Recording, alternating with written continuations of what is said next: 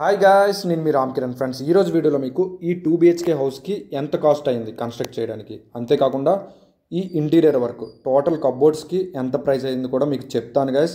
ప్రతిదీ ఈ వీడియోలోనే కంప్లీట్గా చెప్తాను. అండ్ మీకు ఈ కన్స్ట్రక్ట్ చేసిన మేస్త్రి నెంబర్ కానీ ఇంటీరియర్ వర్క్ చేసిన కార్పెంటర్ నెంబర్ కానీ కావాలంటే డిస్క్రిప్షన్లో నా నెంబర్ ఉంటుంది, మీరు నాకు కాల్ చేయొచ్చు.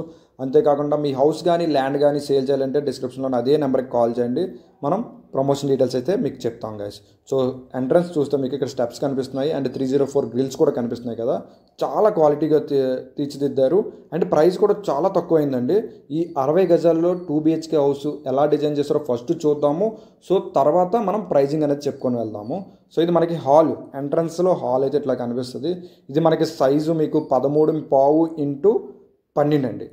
హాల్ అయితే చాలా పెద్దది వచ్చిందండి. 60 గజాల్లో 2 BHK ప్లస్ హాలు, ఒక కిచెన్, ఒక చిన్న బాత్రూమ్ అంటే వాష్రూము ఇచ్చారంటే గ్రేట్ అండి.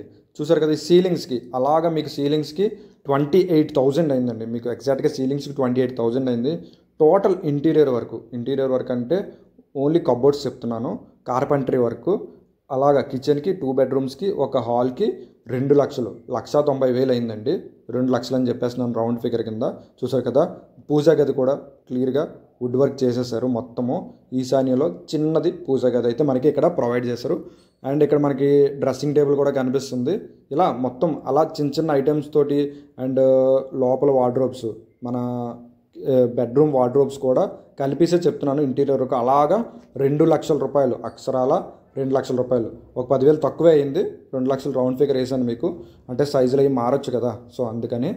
అండ్ మీకు ఈ 2 BHK హౌస్కి మాత్రము 60 గజాలకి అలాగా 9 లక్షలు అయితే అయిందండి.